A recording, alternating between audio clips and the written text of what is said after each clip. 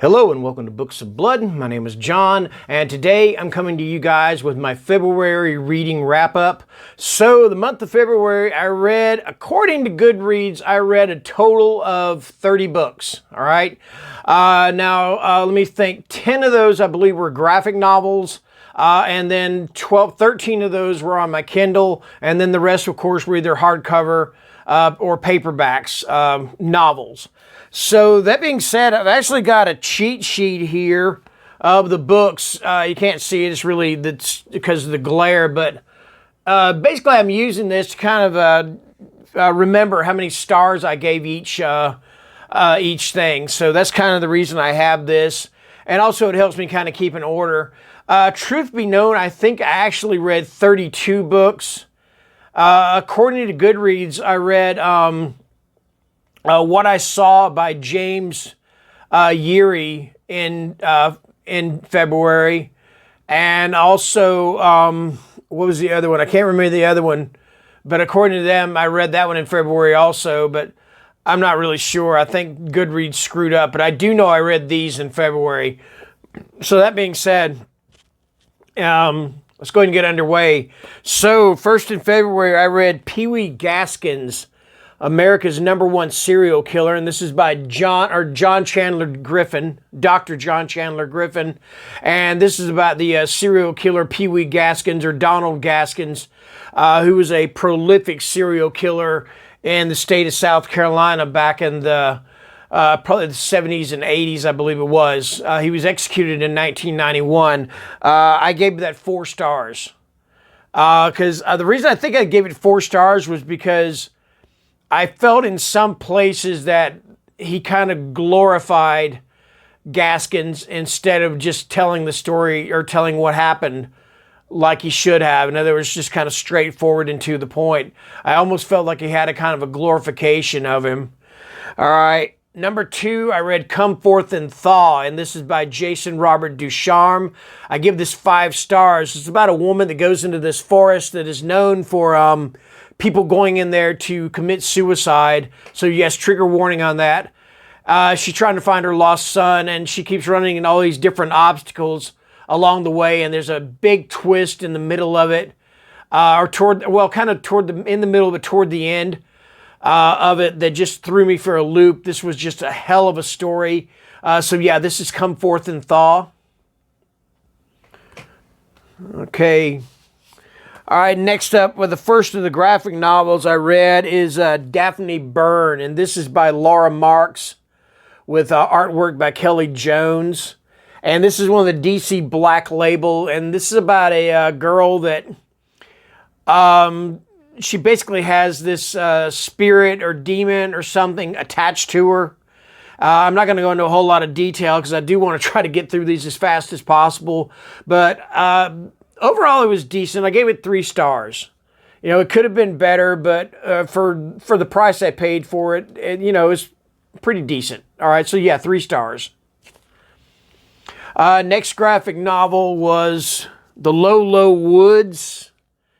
And this is by Carmen Maria Machado with artwork by Danny. And this is about these 2 girls. I believe they are a lesbian couple living in this town known as Shudder to Think, Pennsylvania. And there's all kinds of kind of supernatural occurrences going on there. And that basically is just the basic synopsis of the story. This is another one I gave it 3 stars. I wasn't really fond of the artwork in this one, but the story overall was good. So yeah, 3 stars. My thing disappeared here. Hang on. That's going to happen. All right. Number 5 for the month was Clementine's Awakening. And it's about this girl that goes to work at this bar, and the girl's kind of she's kind of an introvert. You know, she doesn't have a lot of friends, and she befriends this black girl who is a ghost. She's like 14 years old, but she was a ghost that was murdered, and then they have to deal with the ghost of the man that murdered her also. So yeah, that's again general synopsis, and this is about Jennifer Salsey. And I gave this one 4.5 out of 5 stars. And if my synopses aren't super great on these, I don't want to read the back of the thing because it would take me forever with 30 books. So I don't want to do that. I'm doing the best I can, okay? All right, next up, and this is book 7 of the Splatter Western series, and this is Red Station by Kenzie Jennings. And basically on this one, you have a group of people, which includes a doctor, a young couple, who else here? A doctor, nearly a couple, and a lady in red with a bag filled with secrets. And they're on a stagecoach. They're on their separate way to their separate destinations. And they stop at this house, and basically all hell breaks loose. The people in the house are not good people. The lady in red, her name is Clyde Northway, and she has got to be one of the most absolutely entertaining characters I've read in a book in a long time. Entertaining female characters, or entertaining in general. Her character reminded me a lot of Erin, played by Sharni Vinson in the You're Next movies. That's how tough. And she's one of my favorite characters. I think my favorite literary character for a long time was from the Anno Dracula series, or one of my favorite literary female characters was Genevieve Dudonay, and she ranks right up there with her. So yeah, I gave this one another 4.5 stars. All right. Next up, we have The Haunting of Gillespie House. This was good. I gave it 3 stars. To me, it was pretty much a typical haunted house story, but Darcy Coates, it was good. I mean, trying to think about the best way to describe it. Yeah, I mean, yeah, it was just your run-of-the-mill haunted house story. I gave it 3 stars. It was enjoyable. The writing was good. So yeah, about 3 stars on this one. And it's about this girl named Elle. She moves, she's house sitting. And then she starts discovering more and more things about the house, and it turns out the house is haunted and there's ghosts and stuff. But yeah, it was decent. 3 stars. Next up is the next graphic novel that I read, and this is Harleen. And any of these that I reviewed on my channel, I've gone ahead and put the reviews up. I'll put the links to the reviews, so if you want to watch them, you can. I think I'm going to have like 3 review videos to post or paste on here or whatever. Anyway, this is kind of an origin story of Harley Quinn from the Batman series. And the artwork and the storytelling were just fantastic in this. I give it 5 stars. All right, same thing's going to go with the next one. And this is Bram Stoker's Dracula. Oh, and the Harley Quinn was by, the artwork and story are by Stepan Sajic, I believe is how you pronounce his name, all right? Next up, I've got Bram Stoker's Dracula, starring Bela Lugosi. This was written, I believe, by Carrie Gamble, and then the artwork is by Elle Gehring. And this is another one. You can just look at the artwork on the cover, and that's how good it is inside the book. This was another one that was absolutely 5-star. If you've never read Dracula and you read this book, the combination of the prose in the book and the writing and the artwork are just going to do a great thing to fill in the blanks for you. All right, so 5 stars. All right, moving on. Let me see what I got here. After that, I've got Disturbed, Not the Dream. And this is kind of a haunted house story, haunted house thriller. It takes place between 2 separate generations of families. One in, I think, 1938. And then there's a family that, man, this big tragedy happens with the family during a hurricane. And then later in 1976, another family moves in, and pretty much the same thing starts to happen to them. This has some really great moments. There's a lot of incest, a lot of, one of the characters is dating a girl, she's only 18, and he's cheating on his wife with her. A lot of little trigger warnings in this. There's some animal cruelty in it, or animal deaths. I give this 3 stars. The writing was excellent and everything, but I didn't love it as much as I know that some people loved it. And yeah, so I'm giving this one 3 stars. Next up, another graphic novel, and this is Spider-Gwen, and this is volume 1. And I think I wanted to read this because I've always loved the Spider-Gwen costume, and I thought, well, you know what? If I love the costume, maybe I should, give it a shot. It was okay. It's by Jason Latour, and artwork is by Robbie Rodriguez. And I said it's decent. It was a 3-star read for me. So, yeah, Spider-Gwen. Next up is Tales in Somber Tones. And these are 24 horrific stories, 24 darkly illuminating illustrations. The stories are by Sean Walter. The artwork is by Karen Ruffles. And the stories were not so much horror stories, but more like kind of Twilight Zone-ish horror stories. And most of them were decent. I gave this 4 stars. So the large percentage of the stories were good. Just a couple I didn't really care for. And if you do notice, a lot of the stuff I did in February was written by women. It is, of course, Women in Horror Month, or it's about what's about to be over. March is about to come in, but was Women in Horror Month. I think next month they are going to move it to March because February is also Black History Month. So there you go.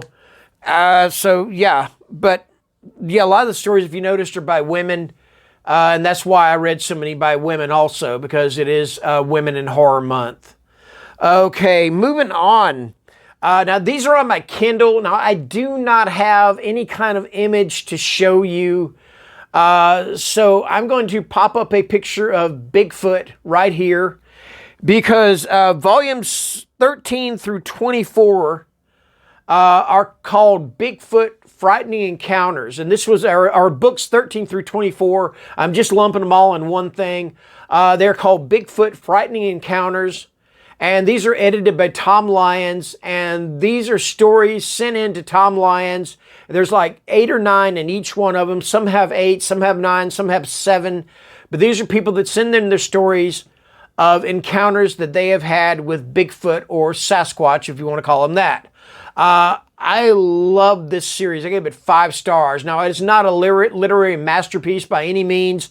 Some of the editing leaves a little bit to be desired, but I think what he was doing was letting these people talk in their own voices, and he just, the editor, Tom Lyons, was kind of just a conduit, I think it is, for their stories, so he could put them into a book and get their stories out there.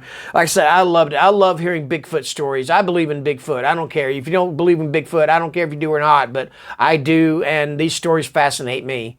So yeah, 5 stars for that. Also, I'm going to kind of lump together the last one I read, number 30, the last book I read this month, was called Living Among Bigfoot, and this is also by Tom Lyons, and it is about it is book 1 and his experience with Sasquatch or Bigfoot.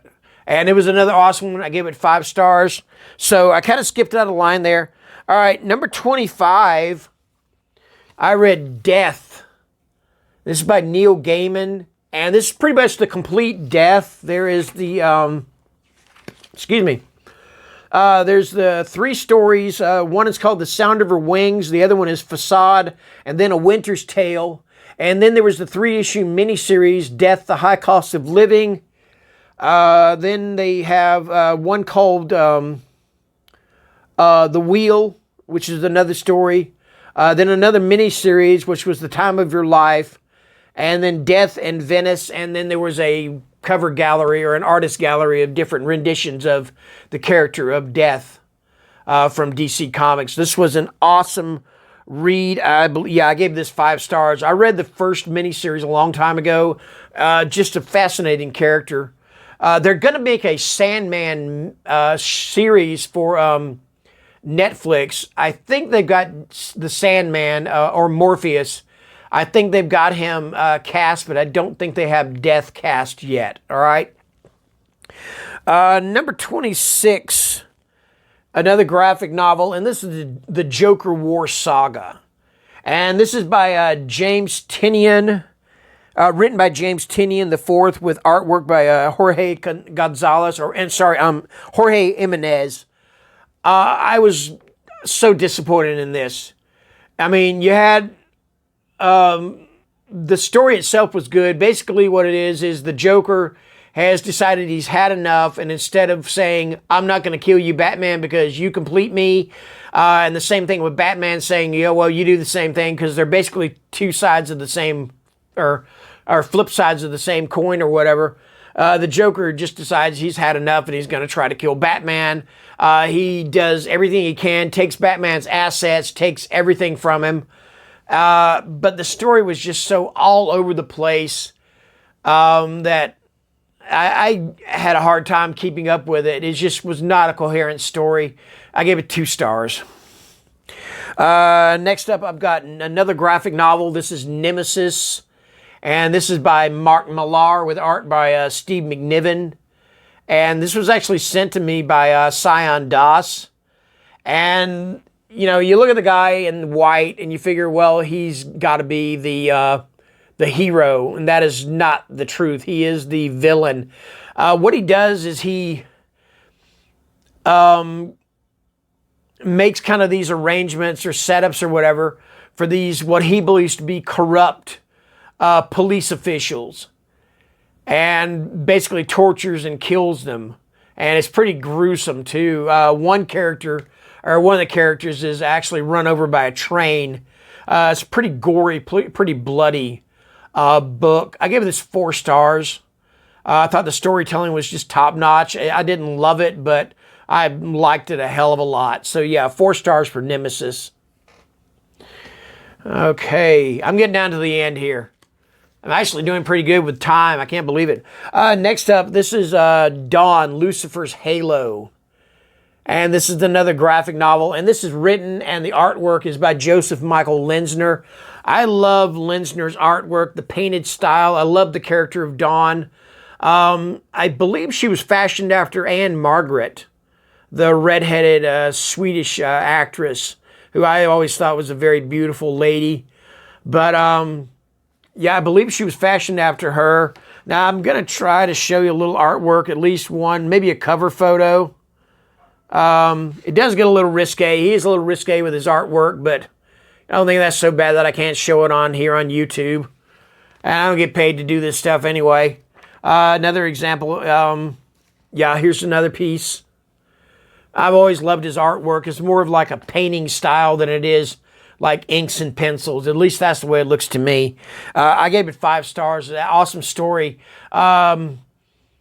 Basically, it's about, she meets this guy, I think his name is Darian, and she's given a task of taking Lucifer's halo and returning it to the character in this book that is basically supposed to be God. But instead, she gives it to this guy, Darian.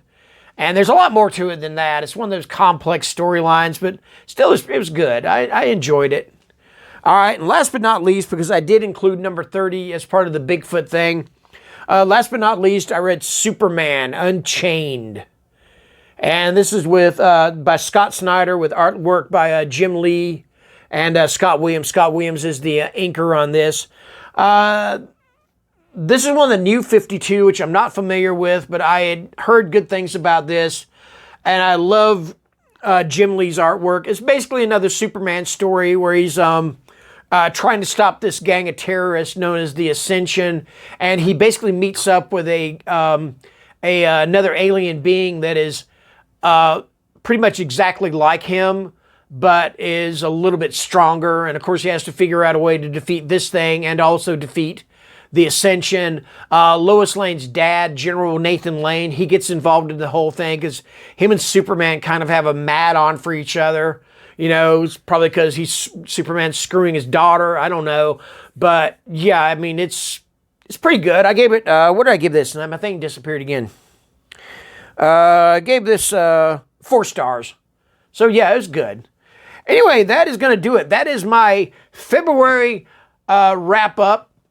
And like I said, I will leave links to the books and stuff that I reviewed in the description below. And until then, that's going to do it. This is going to post on March 2nd because I've got something posting on the 1st. This is going to post on March 2nd. So yeah, until then, right now it is Saturday night. So if you're out having a good time, please be careful. Of course, you're not going to know that I'm telling you this until you see this on Tuesday. But anyway, be careful anyway. Be safe. Thank you guys and have a wonderful day, wonderful evening, wonderful whatever. I don't know. Anyway, bye.